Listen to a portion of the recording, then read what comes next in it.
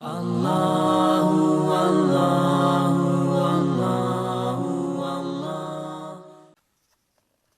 لہب مکی صورت ہے۔ ہجرت سے پہلے اس کا نزول ہوا۔ قرآن پاک کی ترتیب کے اعتبار سے اس کا نمبر 111 ہے۔ قرآن پاک کے نازل ہونے کے اعتبار سے اس کا نمبر 6 ہے۔ اس میں 5 آیتیں ہیں، 1 رکوع ہے، 20 کلمات ہیں اور 77 حروف ہیں۔ اس سورہ مبارکہ کا شان نزول یہ ہے، جب نبی کریم صلی اللہ علیہ وآلہ وسلم نے کوہ صفا پر، صفا کی پہاڑی پر عرب کے لوگوں کو دعوت دی۔ ہر طرف سے لوگ آئے۔ حضور صلی اللہ علیہ وآلہ وسلم نے ان سے اپنے صدق و امانت کی شہادتیں لینے کے بعد فرمایا، انی لکم نذیر بین یدی عذاب شدید۔ یعنی پہلے تو آپ صلی اللہ علیہ وآلہ وسلم نے فرمایا کہ تم میرے متعلق کیا کہتے ہو؟ لوگوں نے کہا آپ سچے ہیں، آپ امانت دار ہیں۔ آپ نے فرمایا اگر میں کہوں کہ اس پہاڑی کے پیچھے ایک بہت بڑا لشکر ہے، وہ تمہیں تباہ کر دے گا، تو کیا تم میری بات پر یقین کرو گے؟ انہوں نے کہا بالکل یقین کریں گے، کیونکہ آپ سچے ہیں۔ تو آپ نے فرمایا کہ کہو اللہ کے سوا کوئی خدا نہیں، انی لکم نذیر بین یدی عذاب شدید، ایک عذاب تمہارے بالکل قریب آ چکا ہے، میں اس عذاب سے تمہیں ڈرانے والا ہوں۔ اگر تم نے توبہ نہ کی اور بتوں کی پوجا نہ چھوڑی تو یہ عذاب تمہیں برباد کر دے گا۔ اس پر ابو لہب نے حضور صلی اللہ علیہ وآلہ وسلم سے کہا تھا کہ تم تباہ ہو جاؤ، کیا تم نے ہمیں اس لیے جمع کیا تھا؟ اس ملعون نے جب یہ بے ادبی کی، اس پر یہ سورت شریفہ نازل ہوئی۔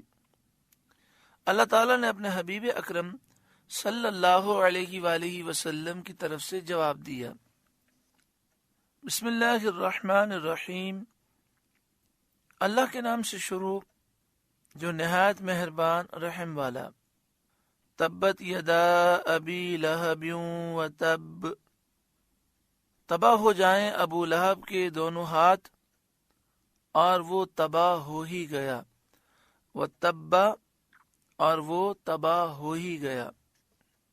ابو لہب کا نام عبد العزیٰ ہے، یہ عبد المطلب کا بیٹا اور سید عالم صلی اللہ علیہ وآلہ وسلم کا چچا تھا۔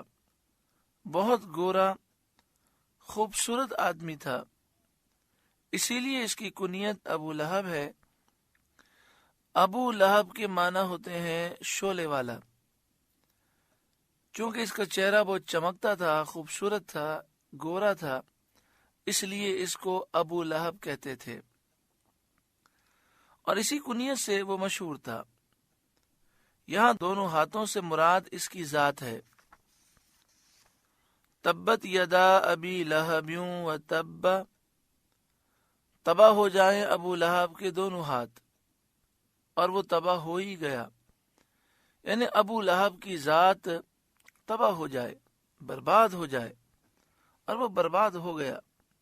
ما اغنا عنہ مالہ وما کسب، اسے کچھ کام نہ آیا اس کا مال اور نہ جو اس نے کمایا۔ اسے کچھ کام نہ آیا اس کا مال اور نہ جو اس نے کمایا، یعنی اس کی اولاد اسے کام نہ آئی۔ مروی ہے کہ ابو لہب نے جب پہلی آیت سنی تو کہنے لگا کہ جو کچھ میرے بھتیجے کہتے ہیں اگر سچ ہے تو میں اپنی جان کے لیے اپنے مال اور اولاد کو فدیہ کر دوں گا۔ اس آیت میں اس کا رد فرمایا گیا کہ یہ خیال غلط ہے، اس وقت کوئی چیز کام آنے والی نہیں۔ سیصلی نارا ذات لہب، ان قریب دھستا ہے لپٹ مارتی آگ میں وہ، یعنی ان قریب یہ بدبخت اس آگ میں دھسے گا جو شعلے مارنے والی ہے۔ اب دیکھیں، ابو لہب نے نبی اکرم صلی اللہ علیہ وسلم کی گستاخی کی تو اللہ تعالیٰ نے کیسا سخت جواب دیا۔ اللہ کو یہ محبوب ہے کہ محبوب کبریا صلی اللہ علیہ وسلم کی جب بھی گستاخی ہو تو سخت جواب دیا جائے، اور گستاخ رسول کی سزا صرف و صرف موت ہے، اس کے لیے بربادی ہے۔ وامرأتہ، اور اس کی بیوی ام جمیل بنت حرب بن امیہ، ابو سفیان کی بہن، جو رسول کریم صلی اللہ علیہ وآلہ وسلم سے نہایت عناد اور عداوت رکھتی تھی۔ حضرت ابو سفیان بعد میں ایمان لے آئے اور نبی اکرم صلی اللہ علیہ وآلہ وسلم نے ان کے ایمان کی تصدیق فرمائی۔ یہ ابو سفیان کی بہن حضور سے بہت دشمنی رکھتی تھی، باوجود اس کے کہ یہ بہت دولت مند اور بڑے گھرانے کی تھی، لیکن سید عالم صلی اللہ علیہ وآلہ وسلم کی دشمنی میں انتہا کو پہنچی تھی کہ خود اپنے سر پر کانٹوں کا گٹھا لا کر رسول کریم صلی اللہ علیہ وآلہ وسلم کے راستے میں ڈالتی تاکہ حضور صلی اللہ علیہ وآلہ وسلم کو اور آپ صلی اللہ علیہ وآلہ وسلم کے اصحاب کو ایذا ہو، تکلیف ہو۔ اسے نبی اکرم صلی اللہ علیہ وآلہ وسلم کو تکلیف دینے کی اتنی حرص تھی، وہ اس کام میں کسی دوسرے سے مدد لینا بھی گوارا نہ کرتی تھی۔ وامرأتہ، اور اس کی بیوی حمالۃ الحطب، لکڑیوں کا گٹھا سر پر اٹھاتی ہے۔ فی جیدہا حبل من مسد، اس کے گلے میں کھجور کی چھال کا رسہ ہے۔ کھجور کی چھال کا وہ رسہ جس سے یہ کانٹوں کا گٹھا باندھتی تھی۔ ایک روز یہ بوجھ اٹھا کر لا رہی تھی کہ تھک کر آرام لینے کے لیے ایک پتھر پر بیٹھ گئی۔ ایک فرشتے نے اللہ کے حکم سے اس کے پیچھے سے اس گٹھے کو کھینچا، وہ گرا اور رسی سے گلے میں پھانسی لگ گئی اور وہ مر گئی۔ سورہ لہب میں یہ درس موجود ہے کہ گستاخ رسول کی سزا موت ہے۔ اسلامی حکومت کا یہی قاعدہ ہونا چاہیے، یہی قانون ہونا چاہیے کہ گستاخ رسول کہیں بھی ہو اسے گرفتار کیا جائے اور اسے قتل کیا جائے۔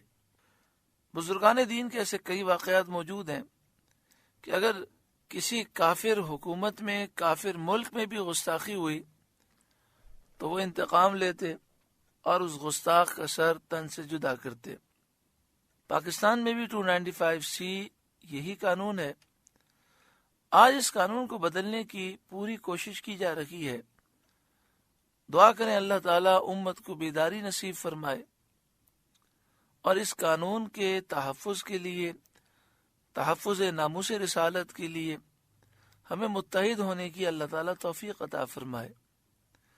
استاد محترم امیر المجاہدین حضرت علامہ خادم حسین رضوی دامت برکاتہم العالیہ اسی مشن کو لے کر چلے اور انہوں نے تحریک لبیک یا رسول اللہ کو قائم کیا۔